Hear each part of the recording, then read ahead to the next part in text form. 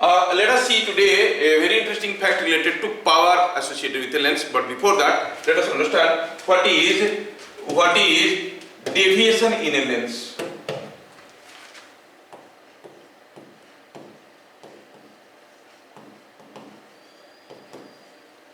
हम तो डेविएशन देख चुके हैं किसमें, आपका प्रिज्म में देख चुके हैं. अब लेंस में देखेंगे. लेंस में सर क्या डेविएशन आएगा? हाँ आता है. अगर lens is a combination of prism and slab तो डेविएशन तो दिखेगा ही. इसमें क्या डेविएशन है वो हमें देखना है. ठीक है, क्या डेविएशन है हमें देखना है. Deviation in a lens. ओहो थोड़ा सुंदर तो दिखो मेरे भाई. हाँ अच्छा, सोचिए कि हमारे पास कोई एक लेंस है ऐसे. अब ये मान लेते हैं कि ये लेंस का प्रिंसिपल एक्सिस ये है और पता चला कि यहां से कोई एक ऑब्जेक्ट रखा गया था. इस ऑब्जेक्ट से कोई रे सपोज ऐसे आया और ऐसे आने के बाद वो आके बेंड किया, रिफ्रैक्शन के बाद यहां पर आके इमेज बनाया. This was the object, this was the image. Object incident ray ऐसे निकल के गया था और रिफ्रैक्टेड रे ऐसे निकल के आया था. We want to know what is the deviation of the ray. देखिए ये जो इंसिडेंट रे ऐसे था वो हुआ क्या है, प्रैक्टिकली ऐसे बेंड कर गया है. मैं क्या करता हूं समझाने के लिए, मैं यहाँ पे और एक लाइन लेता हूं. I draw a line like this. हम कहेंगे what is the deviation of the ray? Ray was going like this, now it is going like this, means the total deviation of the ray is this. I call it delta. I want to find out. I want to find out what is the deviation in the ray. रे में कितना deviation हुआ. अच्छा, तो यहाँ पे और एक चीज भी मैं स्पेसिफाई करना चाहता हूँ. यहाँ से जो इंसिडेंट रह गया वो यहाँ पे गिरा तो यहाँ पे आया. अगर यहाँ पे गिरा होता तो भी यहाँ पे आता, सीधे आता तभी यहाँ पे होता. कहीं भी गिरेगा अलग अलग रे के लिए अलग अलग डेविएशन हो रहा है. एक चीज हम ऑब्जर्व कर रहे हैं कि यहाँ से निकलता हुआ जो रे जो ऐसे जा रहा होगा उसमें तो कोई डेविएशन हुआ ही नहीं. फिर यहां से निकलता हुआ रे जो ऐसे गिरा होगा वो भी तो बेंड करके यहीं पे आया होगा और ऑब्वियसली उसमें डेविएशन कम दिख रहा है. मतलब जितने हम ऑप्टिकल सेंटर के पास रहते हैं डेविएशन उतना कम होता है. When the ray exactly passes through the optical center there is no deviation. जितने हम ऑप्टिकल सेंटर से दूर जाते हैं उतना ज्यादा डेविएशन हो रहा है. मतलब एक चीज तो समझ में आ रहा है कि जो डेविएशन होने वाला है that depends upon कि at what distance the incident ray strikes the lens. समझ में आया क्या? at what distance incident ray strikes the lens. अच्छा ये बात है. अगर ये बात है तो चलो मानते हैं कि ये डिस्टेंस h है. I assume this distance is h. When this strikes the lens at a height h, what is the deviation? Let the incident ray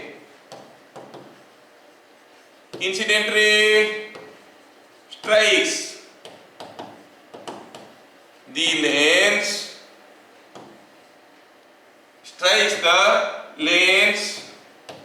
at a distance h from the optical center. Optical centre से h distance में ये strike कर रहा है ऐसे assume करके. देखो मैं जितने सारे थ्योरी आपको दे रहा हूँ सारा थ्योरी आपको आपकी बुक में नहीं मिलेगा. ठीक है, नहीं मिलेगा, इसीलिए थोड़ा इसको देख लेना. At a distance h from optical centre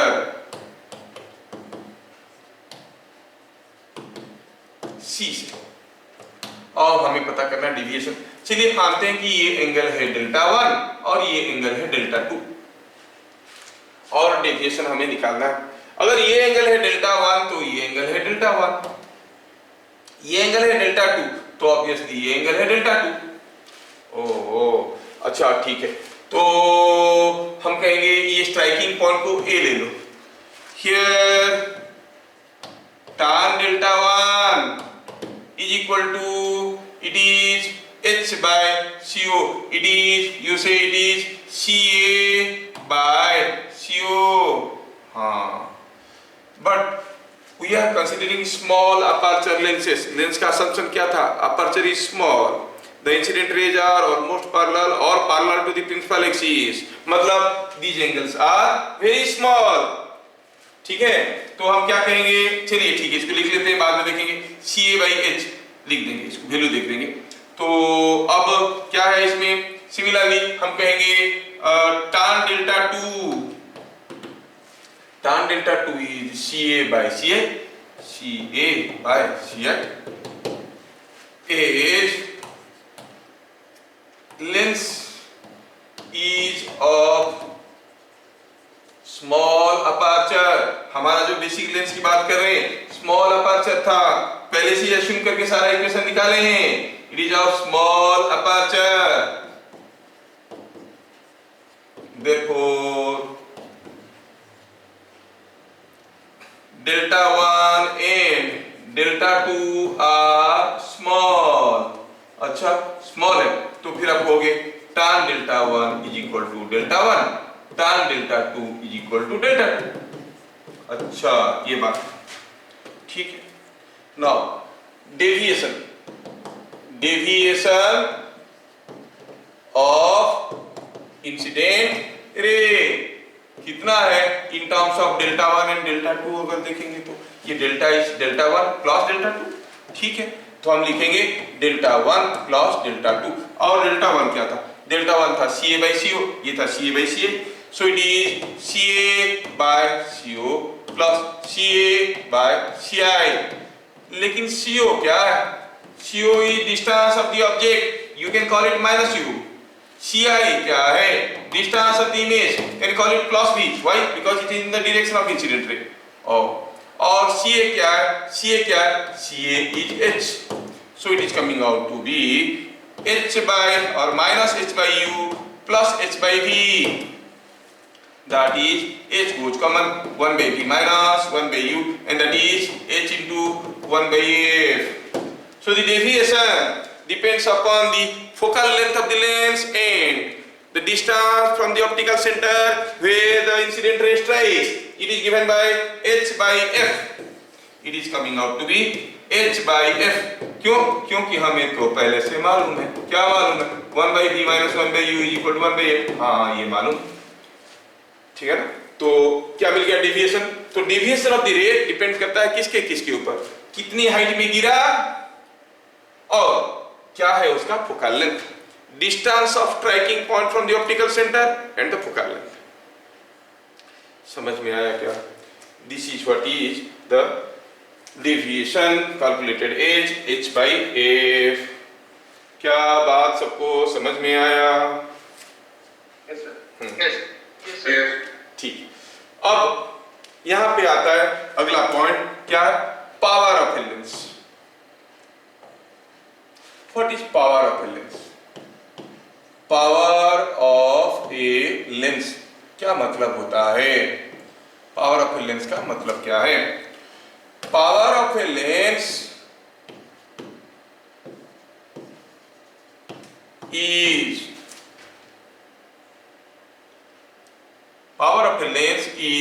the converging ability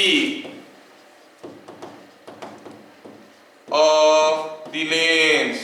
जो रे उसके ऊपर आ रहा है उसको कैसे कन्वर्ज कर पाता है, कितना जल्दी कन्वर्ज कर पाता है। फटाक से कन्वर्ज कर देता है तो ज्यादा पावर है, दूर तक में जाके कन्वर्ज करता है। कोई रे आया काफी दूर में जाके कन्वर्ज करवाता है, कन्वर्जिंग लेंस है, कन्वर्ज तो करवाएगा ही, बहुत ज्यादा दूर में करवाएगा तो पावर कम है, फटाक से कन्वर्ज कर देता है ज्यादा पावर है। कन्वर्ज करने की जगह अगर डाइवर्स कर देता है ओ तो नेगेटिव पावर है, इट इज डाइवर्जिंग, ठीक है।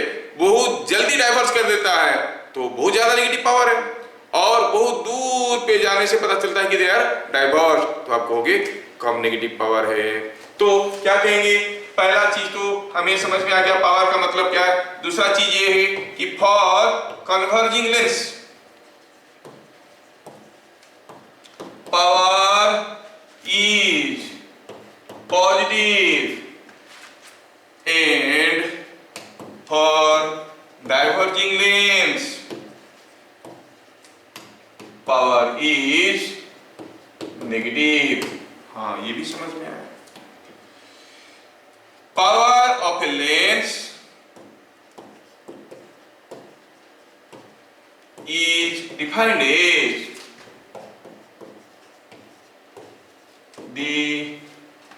defined as the tangent of deviation when the incident ray or when the ray is incident at unit distance from optical center. When it is incident at unit distance from optical center. optical center से अगर unit distance में गिरेगा तो हम कहेंगे जो tangent of the deviation होगा that will be called the power from optical center.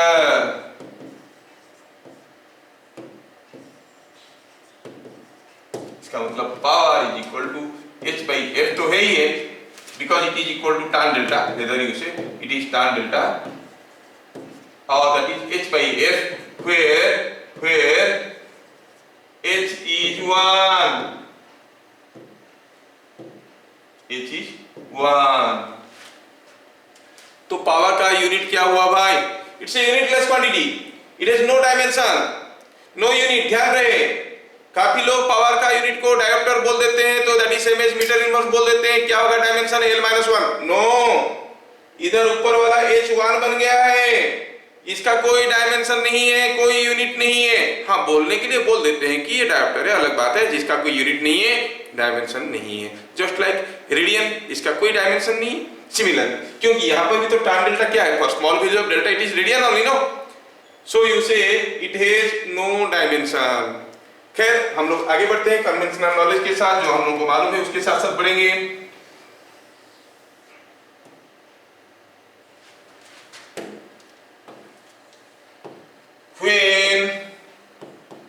when f is expressed in meter, power is 1 by f diopter. ध्यान रहे कोई डायमेंशन वगैरह नहीं है, क्योंकि ये 1 भी यूनिट है. मीटर, ये भी मीटर को खा गया, no unit, you call it dioptre. उसका कोई डायमेंशन नहीं है. Don't say that the dimension of dioptre is L inverse. No, it's not like this. क्या बात समझ में आ रहा है? अच्छा, नंबर 2, हमें समझ में आ गया कि कोई एक लेंस का पावर कैसे निकालते हैं. हमें कुछ मिरर का पावर निकालना है. I want to find out the power of a mirror. Think of a converging mirror से कनकेव मिरर. ये हो गई उसका प्रिंसिपल एक्सिस. ठीक है. अब कोई रे अगर यहां से आके ऐसे आके गिरता है तो वो रिफ्लेक्ट करके कुछ इधर आ जाता है, नहीं? और उसका ओरिजिनल डायरेक्शन कुछ ऐसे था और ओरिजिनल डायरेक्शन कुछ ऐसे था, तो डेविएशन कितना हुआ? This, and that is more than 90 degree. नहीं, तो deviation is more than 90 degree here. When it is more than 90 degree, तो अगर हम पावर निकालेंगे tan डेल्टा, क्या आएगा? पॉजिटिव आएगा कि नेगेटिव आएगा? ऑब्वियसली नेगेटिव आएगा, क्योंकि ये delta is more than 90 for a mirror, for a converging mirror. Oh sorry, pen colour बदल गया तो लिखने में अच्छा नहीं लगेगा. For a converging mirror, for a converging mirror, delta is more than 90 degree. क्या देख रहे हैं हम लोग? ये डेल्टा मोर देन 90 हुआ, मतलब ये जो पावर तो आएगा नेगेटिव आ जाएगा. लेकिन हम जानते हैं कि for all converging devices power is the ability to converge. For all converging devices, power is to be taken positive. For all diverging devices, power is to be taken negative. तो हम क्या लिखेंगे यहाँ पे? हम कहेंगे for all converging devices,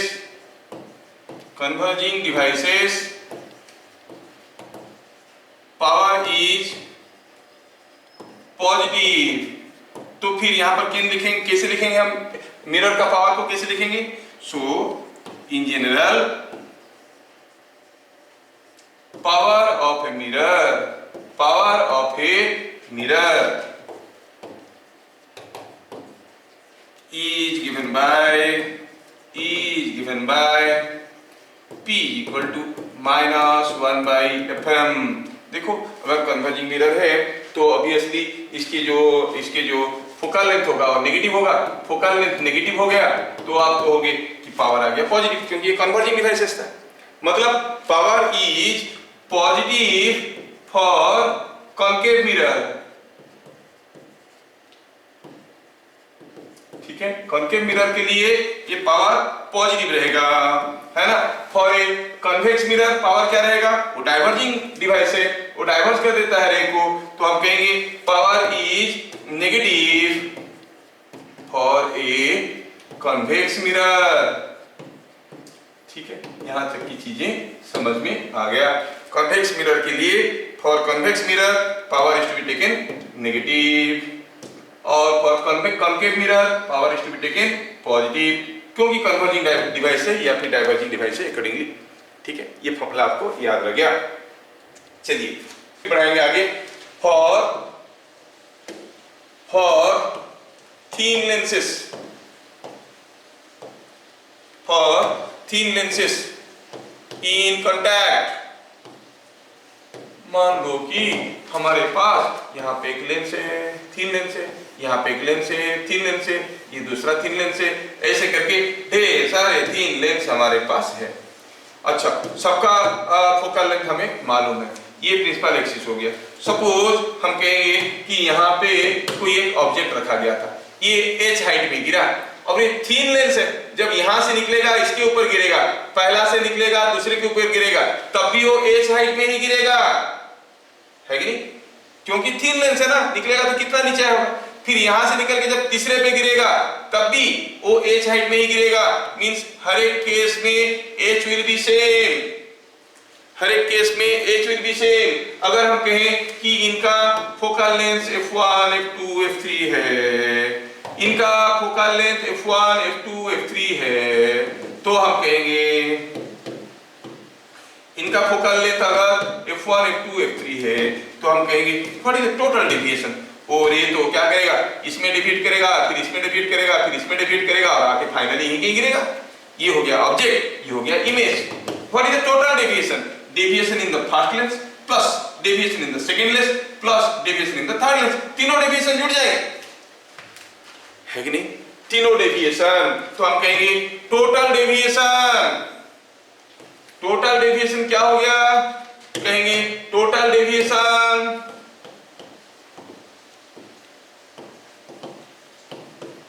is algebraic sum of deviations in individual lenses। algebraic sum, अरे algebraic sum के मतलब हुआ कन्वर्ज कर रहा होगा तो पॉजिटिव लेंगे। कोई इधर को डिफीट कर, ये पहला वाला लेंस नीचे की तरफ डिफीट किया, दूसरा वाला भी नीचे की तरफ, तीसरे वाला भी नीचे की तरफ, तीनों डिविएशन को जोड़ देंगे। मान लो पहला वाला नीचे की तरफ किया, दूसरा वाला ऊपर की तरफ किया, क्योंकि वो डाइवर्जिंग लेंस था, तीसरा वाला फिर नीचे की तरफ किया, तो कहेंगे इसका डेविएशन माइनस इसका डेविएशन प्लस इसका deviation algebraically you have to write. तो हम कहेंगे algebraic sum. So total deviation delta total is equal to delta in the first one, delta in the second one, delta in the third one। अगर ये पूरे का effective focal length f है, suppose effective focal length f equivalent है, तो हम कहेंगे h by f equivalent must be equal to h by f1 plus h by f2 plus h by f3 और सिंप्लीफाई करो तो h तो दोनों तरफ से खा गया, क्या मिल गया? 1 by focal length, effective focal length is, the effective focal length is 1 by effective focal length is equal to 1 by f1, 1 by f2 plus 1 by f3, When thin lenses are in contact, effective focal length को हम ऐसे निकाल सकते हैं 1/f1 + 1/f2 + 1/f3। लेकिन ये निकालना हमारा मकसद नहीं था, हमारा मकसद था पावर पे। Effective power is P1 + P2 + P3 and so on. समझ में आया क्या? इफेक्टिव पावर क्या हो जाएगा? P1 + P2 + P3 and so on. तो ठीक है, इसको लेते हैं हम लोग, थोड़ा जगह बना के इसको लिख देते हैं। क्या पता चला? पता ये चला कि effective power, so total power is equal to power of the first one, power of the second one, power of the third one and so on. ठीक है, ये हम लोग देख लेते पावर ऑफ द लेंस का, ये पॉइंट देख लिया हम लोग। ठीक है ना? अभी हम लोग नेक्स्ट पॉइंट देख रहे हैं। क्या ये चीज समझ में आया? When a number of lenses are in contact, effective power is sum of individual powers। सबका पावर निकालो और जोड़ दो। क्या ये चीज सबको समझ में आया? कोई तो कुछ बोलो मेरे भाई। Yes, sir. यस, ठीक है। Yes, sir. आप लोग ये फॉर्मूला निकालने की दूसरा फॉर्मूला जानते होगे, दूसरा तरीका जानते होगे। ये मेरा तरीका था, दूसरे तरीके में भी हम लोग करेंगे। तो स्कूल में कैसे लिखना है उसके लिए भी करेंगे। Will derive this formula again. अभी हम लोग ये डेविएशन यूज करके कर लिए। अब यहाँ पे और एक इंटरेस्टिंग चीज सामने आ रहा है। For silvered lens,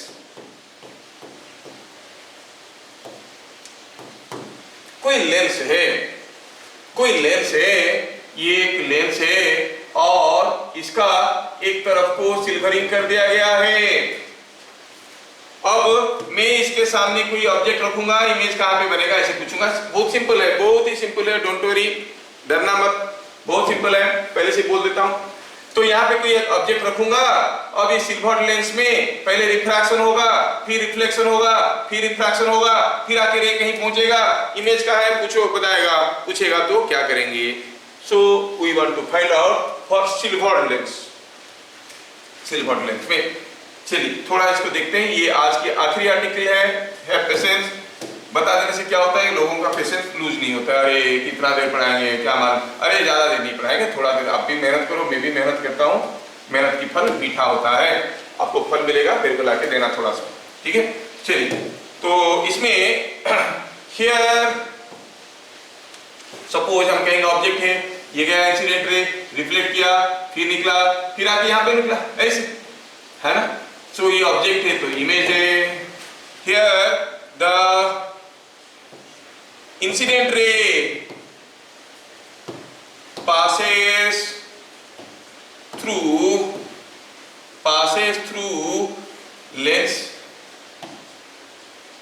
passes through lens, then reflects from mirror,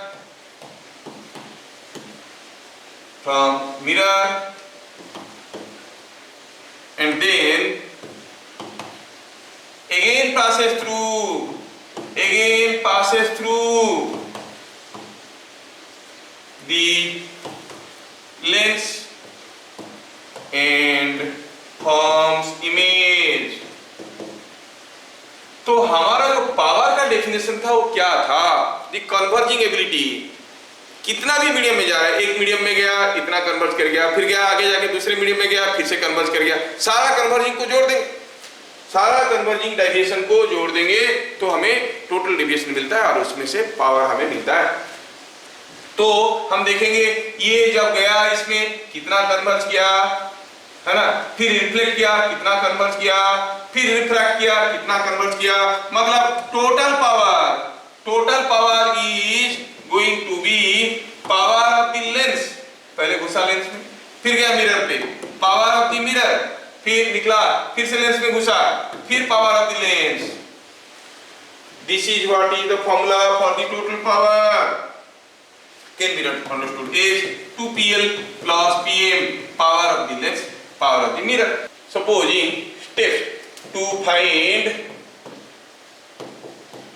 position of image when focal length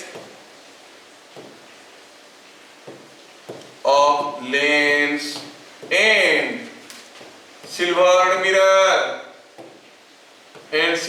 silver surface, silver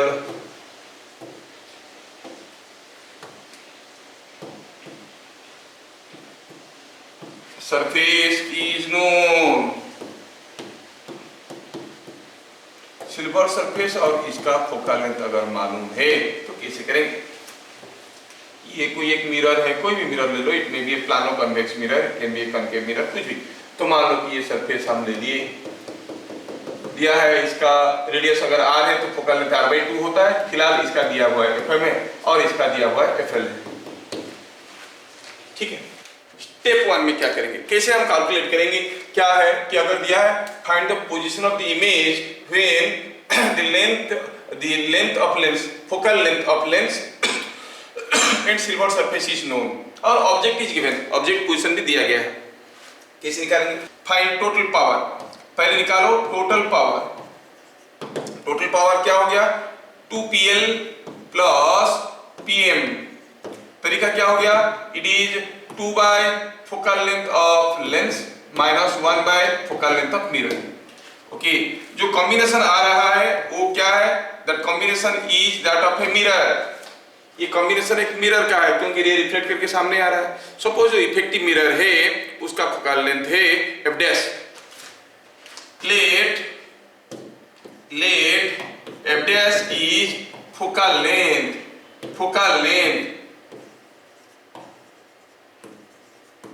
of effective mirror। तो ठीक है, तो हम क्या कहेंगे? इफेक्टिव फोकल लेंथ अगर ये हो गया f डैश तो फिर हम इसे कैसे निकालेंगे? What is the power? Will say total power can be written as 1 by minus 1 by f dash, क्योंकि टोटल पावर ये मिरर है ना, कॉम्बिनेशन इज ए मिरर। अगर इसका effective focal length f dash है तो उसका पावर क्या हो जाएगा? Minus 1 by f dash, that is equal to 2 by fl minus 1 by fm। Mirror का फोकल लेंथ और लेंस का फोकल लेंथ मालूम है तो इफेक्टिव मिरर का फोकल लेंथ आपको पता चल जाएगा f डैश। अगर f डैश पॉजिटिव आया, तो हम क्या कहेंगे? f डैश पॉजिटिव आया तो combination is a convex mirror. f dash अगर नेगेटिव आया तो हम कहेंगे combination is A concave mirror. तो हम क्या कहेंगे if f dash is positive, combination is a concave mirror, convex mirror, combination is a convex mirror, ठीक है। and if f dash is coming negative then combination is a concave mirror। ऐसा करके सोच के हमको चलना पड़ेगा। अब स्टेप 1 स्टेप 2 हो गया। स्टेप 3 में क्या लिखेंगे? हमें ये लिखना है कि पोजीशन ऑफ द ऑब्जेक्ट निकालना, पोजीशन ऑफ द इमेज निकालना है। तो यूज मिरर फॉर्मूला क्या कहता है? मिरर फॉर्मूला कहता है 1/v plus 1/u is equal to 1/f dash. f dash तो इफेक्टिव मिरर है। आपको इफेक्टिव फोकल लेंथ पता चल गया, ऑब्जेक्ट का पोजीशन दिया हुआ है, इमेज पोजीशन आप यहां से निकाल सकते हो। सो दिस वे अगर कोई सिल्वर लेंस है तो उसके लिए ऑब्जेक्ट का पोजीशन अगर दिया है, इमेज का पोजीशन क्या होगा आप आसानी से पता कर सकते हो। इधर क्लियर? ये आपको समझ में बढ़िया से आ गया है, ठीक है। चलिए इसको लेके हम लोग और आगे बढ़ेंगे, आगे बहुत सारे वेराइटी के न्यूमेरिकल भी करेंगे। फिर आज यहाँ पे क्लास को खत्म करते हैं, फिर मिलेंगे अगले क्लास, तब तक के लिए जय हिंद।